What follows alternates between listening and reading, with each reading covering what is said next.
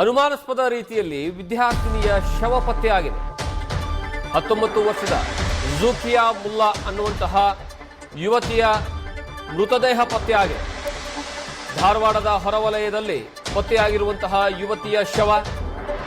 ಧಾರವಾಡದ ಗಾಂಧಿ ಚೌಕ್ ನಿವಾಸಿಯಾಗಿರುವಂತಹ ಝೂಕಿಯಾ ಹಲವು ಅನುಮಾನಗಳಿಗೆ ಕಾರಣವಾಗ್ತಾ ಇದೆ. ಶವ ಪತ್ತೆಯಾಗಿರುವಂತಹ ಪ್ರಕರಣಕ್ಕೆ ಸಂಬಂಧಪಟ್ಟ ಹಾಗೆ ನಿನ್ನೆ ಸಂಜೆ ಮನೆಯನ್ನು ಬಿಟ್ಟು ಝೂಕಿಯಾ ತೆರಳಿದ್ರಂತೆ. ಬೇರೆ ಕಡೆಗೆ ಎಲ್ಲೋ ಹತ್ಯೆಯನ್ನ ಮಾಡಿ ಸ್ಥಳದಲ್ಲಿ ತಂದು ಶವವನ್ನು ಎಸೆದಿರುವಂತಹ ಶಂಕೆ ವ್ಯಕ್ತಪಡಿಸಲಾಗ್ತಾ ಇದೆ. ಘಟನಾ ಸ್ಥಳಕ್ಕೆ ಧಾರವಾಡದ ಗ್ರಾಮೀಣ ವಿದ್ಯಾನಗರದ ವಿದ್ಯಾಗಿರಿ ಪೊಲೀಸರು ಬಂದು ಭೇಟಿಯನ್ನ ಕೊಟ್ಟಿದ್ದಾರೆ, ಪರಿಶೀಲನೆ ಮಾಡ್ತಾ ಇದ್ದಾರೆ. ಆ ಸ್ಥಳದಲ್ಲಿ ಅವರ ಕುಟುಂಬಸ್ಥರು ಸಹ ಇದ್ದಾರೆ. ಕುಟುಂಬಸ್ಥರಿಂದನೂ ಸಹ ಹೆಚ್ಚಿನ ಮಾಹಿತಿಯನ್ನು ಪಡ್ಕೊಳ್ಳುವಂತಹ ಕೆಲಸವನ್ನ ಮಾಡ್ತಾ ಇದ್ದಾರೆ. ಎಷ್ಟು ಗಂಟೆಗೆ ಮನೆಯಿಂದ ಆ ಯುವತಿ ಹೊರಟ್ಲು, ಯಾವಾಗ ಹೊರಟ್ಲು, ಅದಾದ ಮೇಲೆ ರಾತ್ರಿ ಎಷ್ಟು ಗಂಟೆಗೆ ವಾಪಸ್ ಬರಬೇಕಿತ್ತು, ಯಾಕೆ ಬರಲಿಲ್ಲ, ಈ ಎಲ್ಲದರ ಮಾಹಿತಿಯನ್ನು ಕಲೆ ಹಾಕ್ತಾ ಇದ್ದಾರೆ ಪೊಲೀಸರು. ಇನ್ವೆಸ್ಟಿಗೇಷನ್ ಮಾಡ್ತಾ ಇದ್ದಾರೆ. ಆದರೆ ಇಲ್ಲಿ ಬಹಳಷ್ಟು ಅನುಮಾನ ಮೂಡ್ತಾ ಇರೋದೇನೆಂದ್ರೆ, ಈ ಯುವತಿಯ ದೇಹ ಸಿಕ್ಕಿರುವಂತಹ ಜಾಗ ಏನಿದೆ ಅಲ್ಲ, ಆ ಜಾಗದಲ್ಲಿ ಕೊಲೆ ಆಗಿರುವಂಥದ್ದು ಅನುಮಾನ ಅಂತ ಹೇಳಲಾಗ್ತಾ ಇದೆ. ಬೇರೆ ಎಲ್ಲೋ ಕೊಲೆಯನ್ನ ಮಾಡಿ ತದನಂತರ ಇಲ್ಲಿ ತಂದು ಆ ಮೃತದೇಹವನ್ನ ಎಸೆಯಲಾಗಿದೆ ಅನ್ನುವಂತಹ ಅನುಮಾನವನ್ನು ವ್ಯಕ್ತಪಡಿಸಲಾಗ್ತಾ ಇದೆ.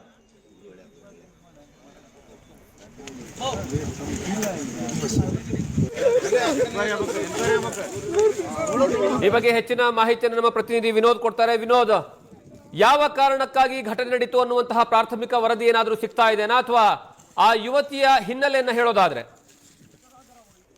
ಜಗದೀಶ್, ಏನು ಯುವತಿ ನಿನ್ನೆ ಸಾಯಂಕಾಲ ಮನೆಯಿಂದ ಹೊರಗೆ ಬಂದಿದ್ಲು ಅನ್ನೋ ಮಾಹಿತಿ ಸಿಗ್ತಾ ಇರುವಂತದ್ದು. ಯಾಕಂತಂದ್ರೆ ಏನು, ಯುವತಿ ಧಾರವಾಡದ ಗಾಂಧಿ ಚೌಕ್ ನಿವಾಸಿ ಆಗಿರ್ತಾಳೆ.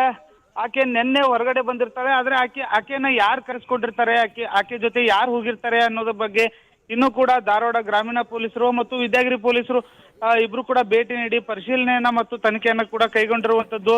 ಏನು, ಧಾರವಾಡದ ಹೊರವಲಯದಲ್ಲಿ ಯುವತಿ ಶವ ಪತ್ತೆಯಾಗಿರುವಂತದ್ದು. ಜಗದೀಶ್, ಈಗಾಗಲೇ ಅಲ್ಲಿ ಸ್ಪಾಟ್ ಕೂಡ ಪೊಲೀಸರು ಭೇಟಿಯನ್ನ ನೀಡಿರುವಂತದ್ದು. ಅಷ್ಟೇ ಅಲ್ಲದೆ ಏನು, ಆಕೆ ಪ್ಯಾರಾಮೆಡಿಕಲ್ ಓದ್ತಿದ್ಲು ಅನ್ನೋದು ವಿಷಯ ಕೂಡ ಈಗ ಗೊತ್ತಾಗಿರೋದು. ಸ್ಥಳಕ್ಕೆ ಪಾಲಕರು ಕೂಡ ಹೋಗಿರುವಂತದ್ದು. ಶವವನ್ನ ಕೂಡ ಫೈಂಡ್ ಔಟ್ ಮಾಡಿ ಈಗಾಗಲೇ ಶವವನ್ನ ಆಸ್ಪತ್ರೆಗೆ ಶವಾಗಾರಕ್ಕೆ ಕೂಡ ರವಾನಿಸಿರುವಂತದ್ದು. ಬಟ್ ಈ ಒಂದು ಏನು ಹತ್ಯೆ ಯಾವ ಕಾರಣಕ್ಕಾಗಿದೆ, ಇದು ಕೊಲೆನಾ ಅಥವಾ ಬೇರೆ ಏನಾದರೂ ಇದೆಯಾ, ಆತ್ಮಹತ್ಯೆನಾ ಅನ್ನೋದ್ರ ಬಗ್ಗೆ ಇನ್ನ ಕ್ಲಾರಿಟಿ ಸಿಕ್ಕಿಲ್ಲ ಜಗದೀಶ್. Thank you.